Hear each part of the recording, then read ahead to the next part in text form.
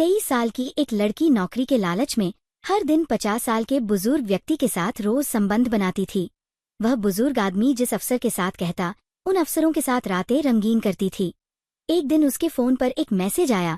उसने कांपते हुए हाथों से मैसेज खोला। जैसे ही वह वीडियो देखा तो उस लड़की का पूरा शरीर सुन्न पड़ गया। उसके पैरों तले जमीन खिसक गई। फिर तुरंत उधर से कॉल आया और गंभीर आवाज में कहा, देखो, अगर मैं जिसके साथ बोल रहा हूँ उसके साथ ये सब नहीं किया तो ये सारे वीडियो तुम्हारे पापा के फोन पर और इंटरनेट पर वायरल कर दिए जाएंगे। सोचो, गांव में जब लोग अपनी बेटी का यह रूप देखेंगे तो क्या होगा। फिर यह लड़की उसकी बात मान जाती है और उसके बताए गए घर जाती है और जैसे कमरे का दरवाजा को खोलती है तो अंदर के नज़ारा देख उसके होश उड़ जाते हैं। तो दोस्तों, फिर उस लड़की के साथ जो होता है वह देख आपके पैरों तले जमीन खिसक जाएगी। तो दोस्तों, चलिए घटना को विस्तार से समझते हैं। उससे पहले हमारी आपसे छोटी सी रिक्वेस्ट है कि यदि आप इस चैनल पर नए हैं तो कृपया चैनल को सब्सक्राइब करें और वीडियो को लाइक करना ना भूलें। दोस्तों, ये घटना है चंडीगढ़ के झाला की। चंडीगढ़ के झाला में एक सुहानी नाम की लड़की रहा करती थी, जिसकी उम्र 23 साल होती है। वह एक रूम लेकर वहां पर रहा करती थी और जॉब किया करती थी, प्लस में पढ़ाई भी किया करती थी। 2 साल से रूम लेकर वहां पर रह रही थी, जॉब करती थी और पढ़ा करती थी। सुहानी का दिन सुबह 7 बजे से शुरू होता था। वह सबसे पहले रात के भीगे हुए चने बादाम खाती थी ताकि नाश्ते का पैसा बचे। उसके बाद तैयार होकर पास की एक छोटी सी कंपनी में रिसेप्शनिस्ट की जॉब के लिए निकल जाती थी। वह नौकरी 14,000 पर करती थी, जिसमें से 4,000 किराया, 1,500 आने जाने का खर्चा और जो कुछ बचता वह महीने भर का राशन और पढ़ाई में चला जाता था। और उसके माँ बाप गांव में रहते थे। हर महीने बड़ी उम्मीद से उसका फोन का इंतजार करते कि बेटी पढ़ाई लिखाई कैसा चल रहा है, और सुहानी हर बार एक झूठी तसल्ली देते हुए फोन रख देती थी। शाम को ऑफिस से लौटकर वह थक कर चूर हो जाती, लेकिन फिर भी किताबें खोलकर बैठ जाती थी और सरकारी नौकरी की तैयारी करती थी। उसे पता था कि ये रिसेप्शनिस्ट की नौकरी उसकी मंजिल नहीं है, बस एक पड़ाव है। रात को जब पूरा मोहल्ला सो जाता तब सुहानी की आंखों में नींद नहीं होती थी। सुहानी अक्सर अपनी छोटी सी खिड़की से बाहर देखती और चंडीगढ़ की जगमगाती बत्तियों को देखकर सोचती, इतने बड़े शहर में क्या मेरे सपनों के लिए एक छोटी सी जगह भी नहीं है। यह अकेलापन उसे अंदर ही अंदर खाता था। कभी कभी तो वह इतना टूट जाती कि अपनी माँ को फोन करके बस रोना चाहती थी, लेकिन फिर यह सोचकर चुप हो जाती कि वह लोग और परेशान हो जाएंगे। सुहानी अपने आंसुओं को अपनी मुस्कान के पीछे छिपाना सीख लिया था। वह एक आम लड़की थी जिसके सपने बड़े थे और उन सपनों को पूरा करने का रास्ता बहुत मुश्किल था। सुहानी ऑफिस से लौट रही थी। बस स्टॉप पर बहुत भीड़ थी। धक्का मुक्की में उसका पर्स नीचे गिर गया और सारा सामान बिखर गया। इससे पहले कि सुहानी कुछ समझ पाती, भीड़ उसे आगे धकेल चुकी थी। सुहानी परेशान होकर रोने ही वाली थी कि एक भारी आवाज आई, बेटी, ये तुम्हारा पर्स है क्या? सुहानी ने मुड़कर देखा। एक 45 से 50 साल का आदमी, बाल लगभग सफेद, चेहरे पर एक शांत सी मुस्कान। उसके हाथ में सुहानी का पर्स था, जिसमें से बिखरा हुआ सामान उन्होंने उठाकर वापस रख दिया था। सुहानी ने जल्दी से पर्स लिया और उन्हें धन्यवाद कहा तो वह बुजुर्ग आदमी बोले, कोई बात नहीं बेटा, इस चंडीगढ़ की भीड़ में ऐसा हो जाता है। वह पूछता है कि तुम कहाँ रहती हो? उस आदमी ने बड़े अपनेपन से पूछा। सुहानी कहती है, जी मैं झाला में रहती हूँ। बुजुर्ग व्यक्ति ने मुस्कुराते हुए कहा, अरे वाह, मैं बंगा में रहता हूँ। मेरा नाम गोपाल ठाकुर है। पहले मैं सरकारी दफ्तर में काम करता था और अब रिटायर हो चुका हूँ। उस दिन के बाद गोपाल अंकल उसे अक्सर उसी बस स्टॉप पर मिलने लगे। कभी वह उसके लिए मूंगफली ले आते तो कभी बातों बातों में उसे चंडीगढ़ के पुराने किस्से सुनाते। सुहानी को भी उनकी बातें अच्छी लगती। इस बड़े और मतलबी शहर में कोई तो था जो उसे बिना किसी मतलब के बात करता था। धीरे धीरे उनकी बातचीत का सिलसिला बढ़ गया। गोपाल अंकल ने उससे उसकी पढ़ाई और नौकरी के बारे में पूछा। जब सुहानी ने उन्हें अपनी सरकारी नौकरी की तैयारी के बारे में बताया तो उनकी आंखों में एक चमक आ गई। अरे बेटा, तुम सही जगह आई हो। मेरी तो पूरी जिंदगी सरकारी दफ्तरों में ही निकली है। बड़े बड़े अफसरों से जान पहचान है मेरी। तुम मेहनत कर, बाकी कहाँ क्या करना है वह मैं देख लूंगा।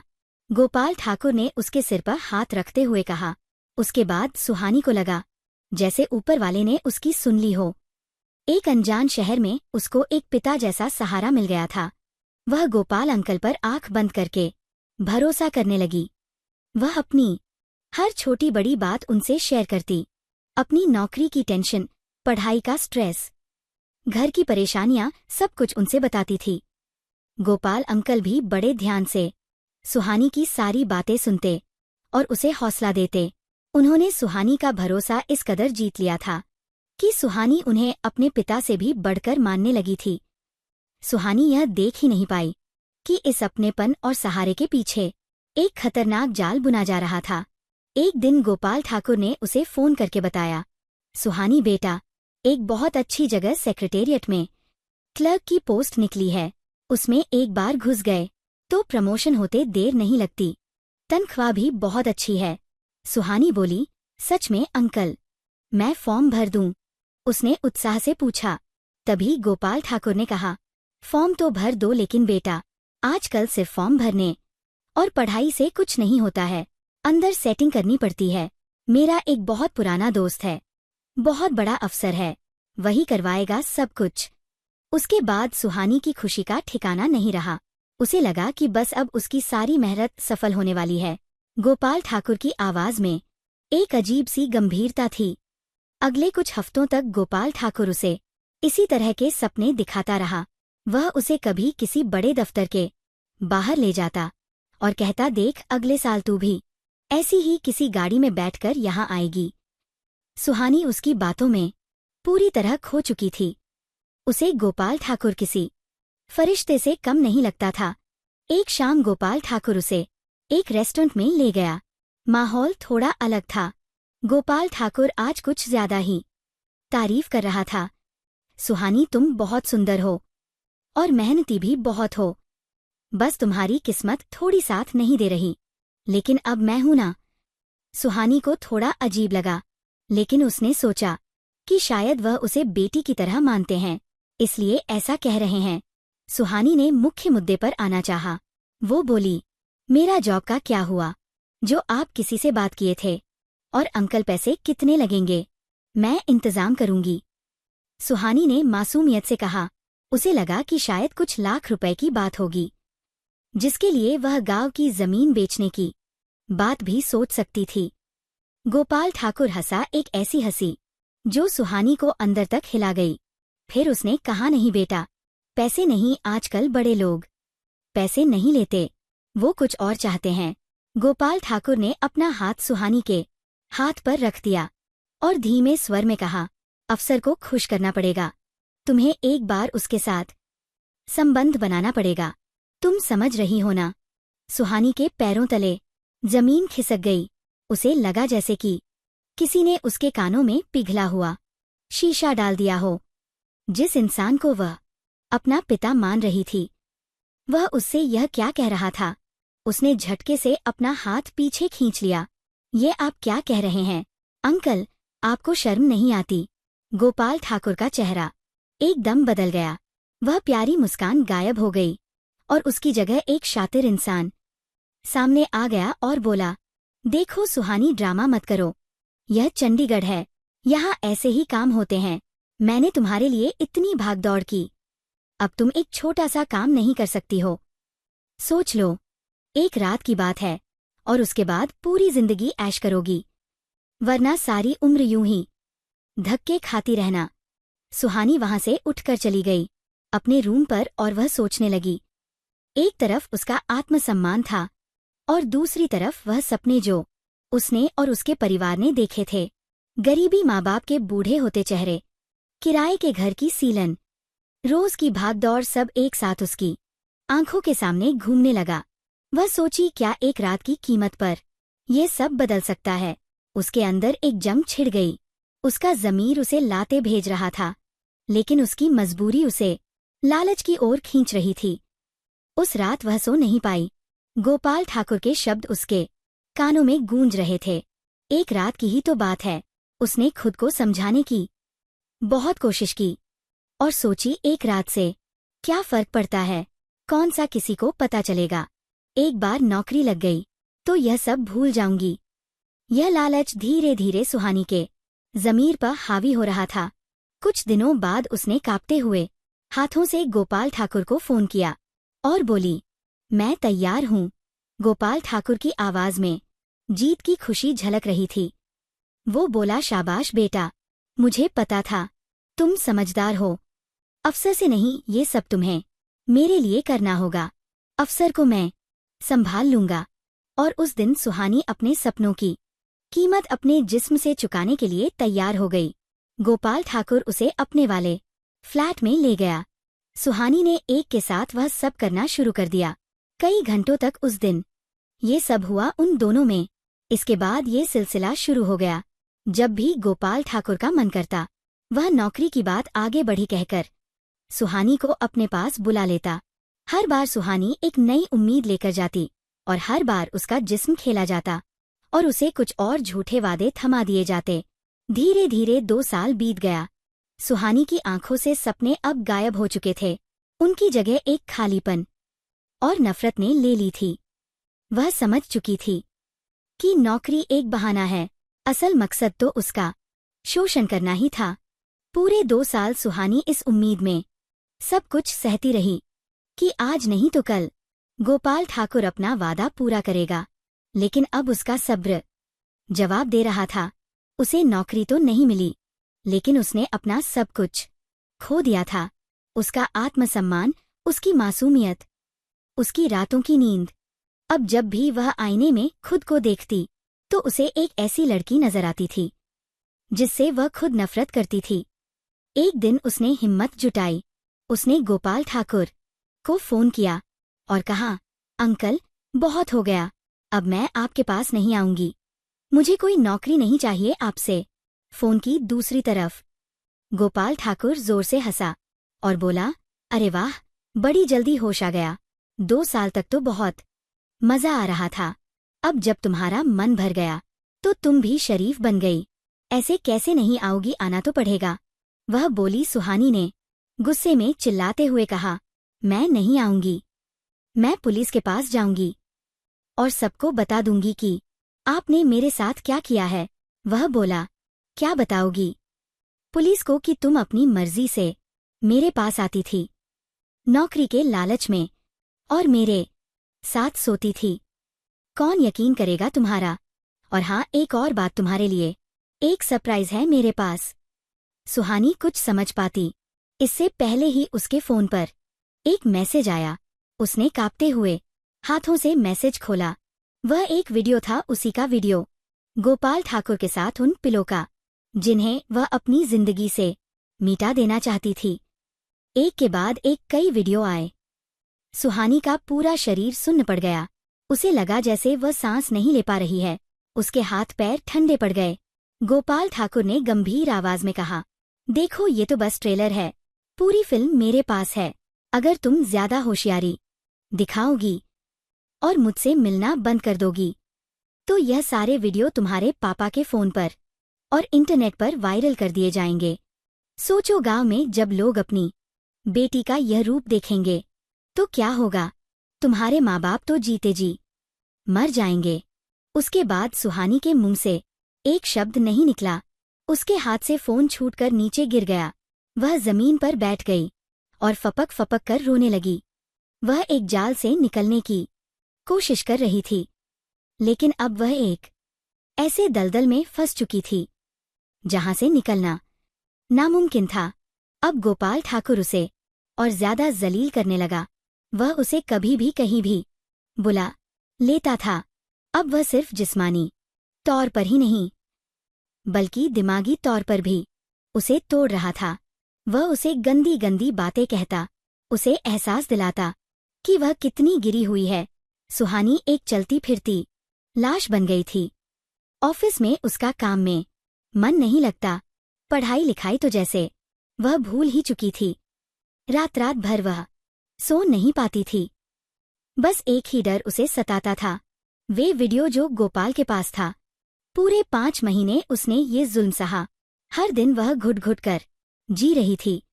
उसे लगता था जैसे वह किसी अंधेरे कुएं में गिर गई है। जहां से बाहर निकलने का कोई रास्ता नहीं है। हर दिन सुहानी मरने के बारे में सोचती, लेकिन फिर माँ बाप का चेहरा सामने आ जाता। वह उन्हें इस तरह बदनाम करके नहीं मरना चाहती थी। उसके अंदर का गुस्सा और नफरत और लावा बनकर उबल रहा था। जिस आदमी पर उसने पिता की तरह भरोसा किया था, उसी ने उसकी जिंदगी को नर्क बना दिया था। अब उसके मन में सिर्फ एक ही ख्याल आता था, बदला। बदला और हत्या। जब सब्र का बांध टूटा, अब सुहानी के अंदर का डर खत्म हो रहा था। उसकी जगह एक अजीब सी ठंडक और गुस्सा ले रहा था। वह समझ गई थी कि इस नर्क से निकलने के सिर्फ दो ही रास्ते हैं, या तो वह खुद मर जाए या फिर इस नर्क को बनाने वाले को ही खत्म कर दे। और उसने दूसरा रास्ता चुना। उसके अंदर की वह सीधी साधी सपनों को देखने वाली लड़की मर चुकी थी। अब जो जिंदा थी वह बस एक घायल नागिन थी, जो अपने दुश्मन को डसने का मौका ढूंढ रही थी। एक दोपहर जब वह ऑफिस में थी, तभी गोपाल ठाकुर का फोन आया। वो बोला, आज शाम को घर आ जाओ, बहुत दिन हो गए हैं तुमसे मिले। उसकी आवाज में वही घिनौनापन था। सुहानी ने बिना किसी भाव के जवाब दिया, ठीक है। फोन रखने के बाद उसने लंबी सांस ली और बोली, आज यह सब खत्म होगा। उसने अपने मन में फैसला कर लिया था।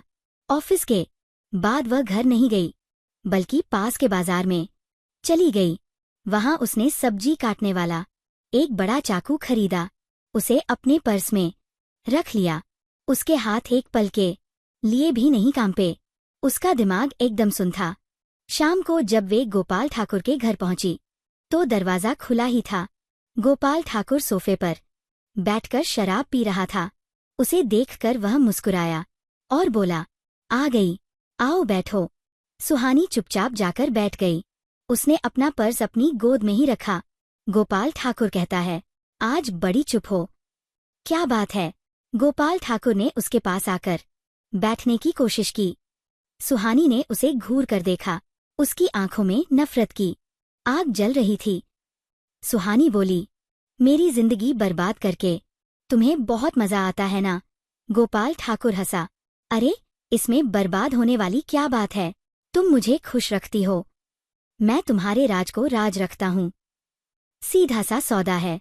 उसका यह बेफिक्र अंदाज देखकर सुहानी के अंदर का लावा फट पड़ा। दोनों के बीच बहस हुई। गोपाल ठाकुर ने उसे फिर से वीडियो की धमकी दी। फिर वही हुआ जो पिछले कई महीनों से हो रहा था। गोपाल ठाकुर ने अपनी हवस पूरी की, लेकिन इस बार सुहानी कुछ नहीं बोल रही थी। वह बस शांत लेटी रही, सही मौके का इंतजार करती रही। जब गोपाल ठाकुर थककर उसके बगल में लेटा, तो सुहानी धीरे से उठी। उसने अपने पर्स से वह चाकू निकाला। चाकू की ठंडी मेटल उसके हाथ में एक अजीब सी ताकत दे रही थी। एक पल के लिए उसके मन में आया कि वह क्या करने जा रही है, लेकिन फिर उसे वह 2 साल का शोषण, वह ब्लैकमेलिंग, वह गालियां, वह घिनौनी हंसी सब एक साथ याद आ गया। उसे एहसास ही नहीं हुआ कि उसने क्या कर दिया है।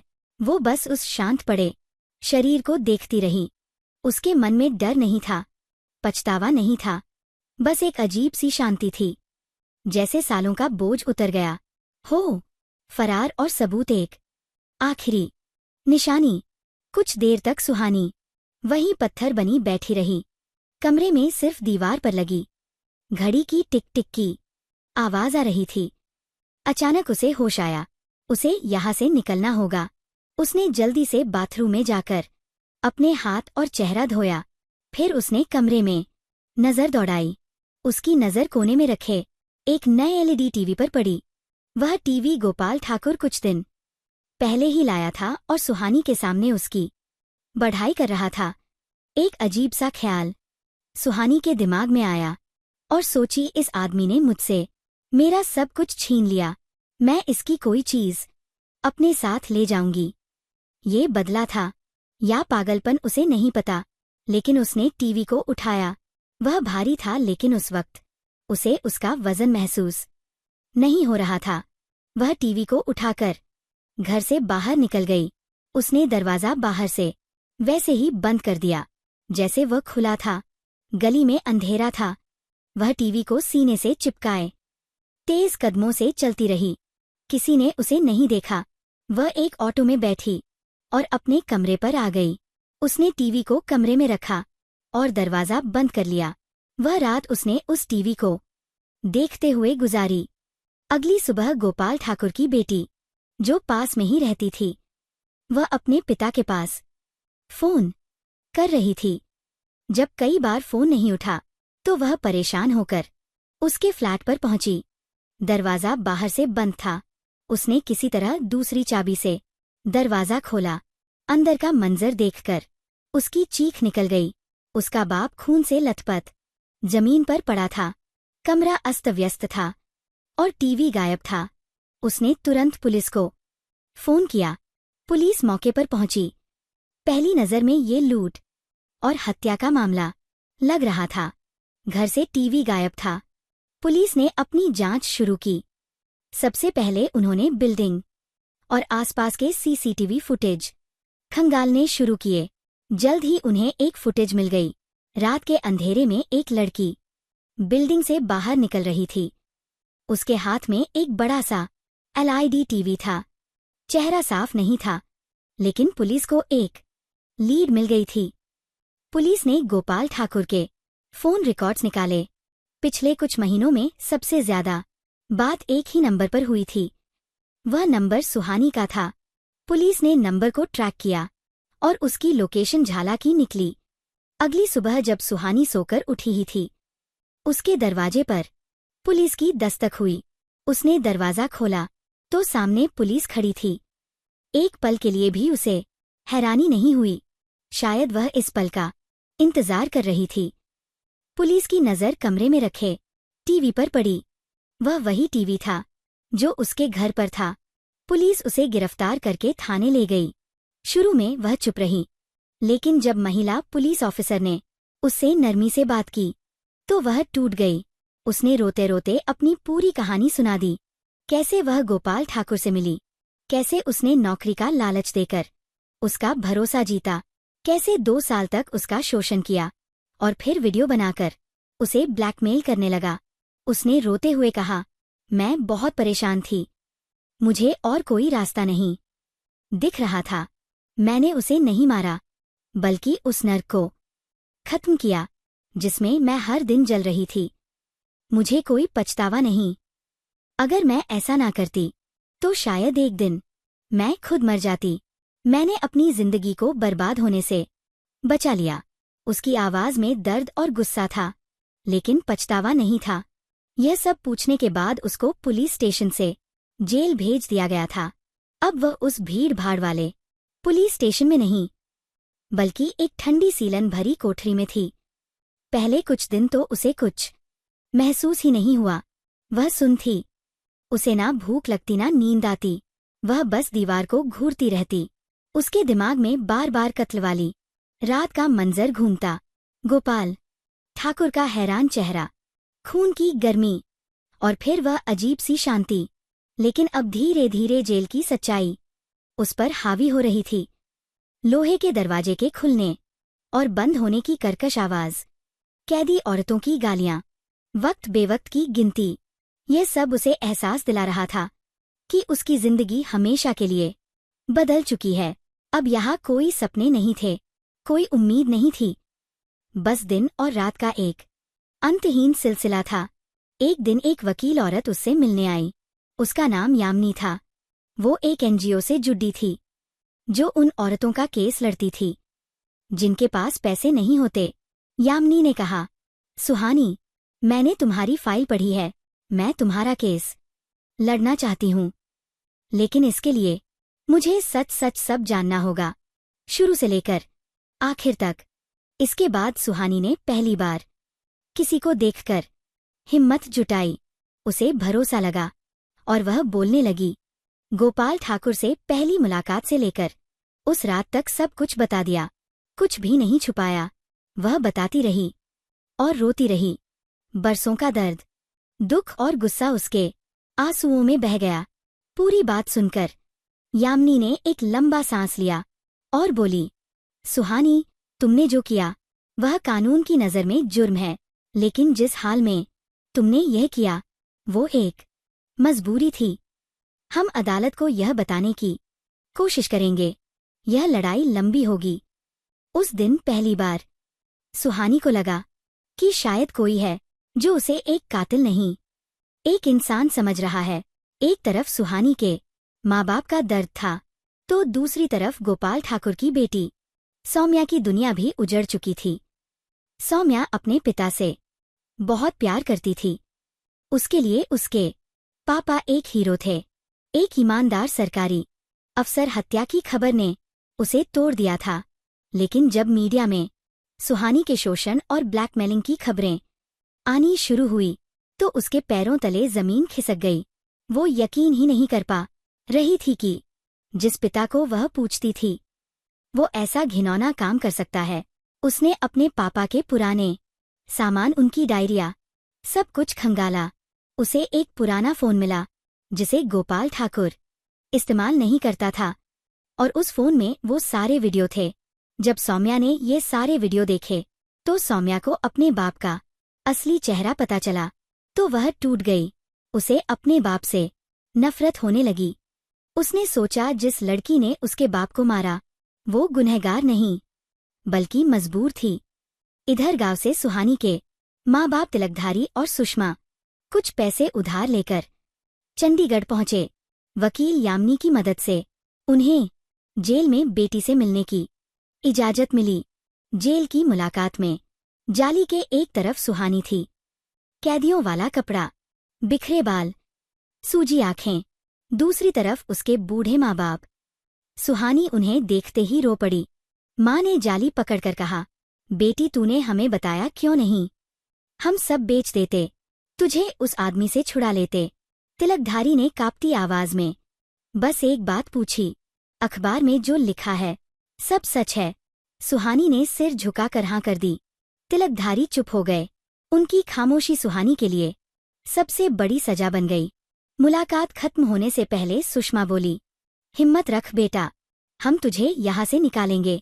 लेकिन सुहानी जब अपनी कोठरी में लौटी तो टूट गई। उसे अब गोपाल ठाकुर के मरने का दुख नहीं था, बल्कि अपने माँ बाप को इस हाल में देखने का पछतावा था। उसे लगा कि उसने सिर्फ गोपाल ठाकुर का खून नहीं किया, बल्कि अपने माँ बाप की आत्मा को भी जिंदा मार दिया।